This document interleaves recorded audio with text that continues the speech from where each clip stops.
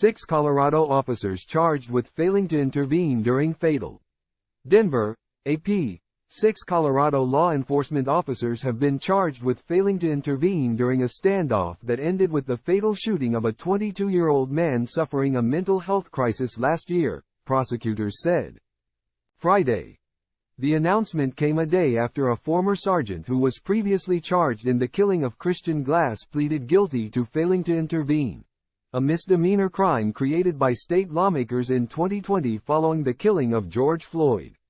Kyle Gould was the supervisor of the sheriff's deputy who shot and killed Glass, Andrew Buen, after Glass called for help when his SUV got stuck on June 11, 2022.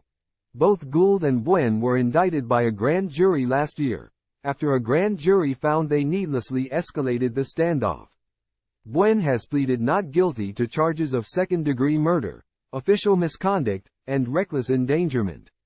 Time equals 400 ms, greater than the 6 other officers from various agencies who are now being prosecuted were all present at the scene and did not intervene to stop Buen, 5th Judicial District Attorney Heidi McCollum said in a statement on the new charges and Gould's guilty plea.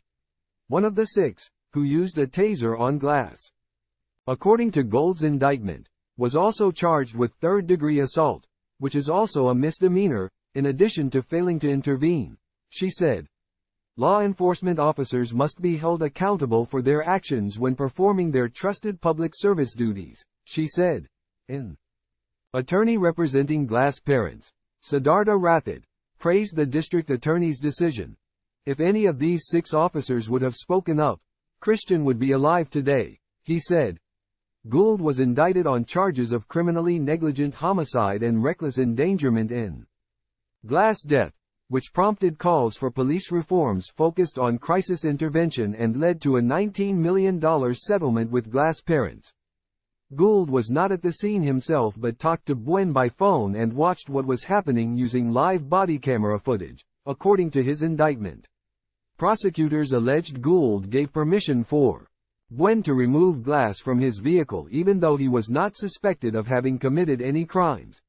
Gould was sentenced to 2 years of probation and ordered to pay the maximum $1,000 fine after negotiating a plea agreement with prosecutors. He is prohibited from working as a law enforcement officer again.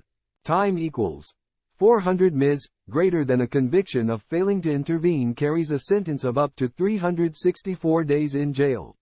Glass called for help after his SUV became stuck on a dirt road in the mountain town of Silver Plume, telling a dispatcher he was being followed and making other statements that the indictment said showed he was paranoid, hallucinating or delusional and experiencing a mental health crisis.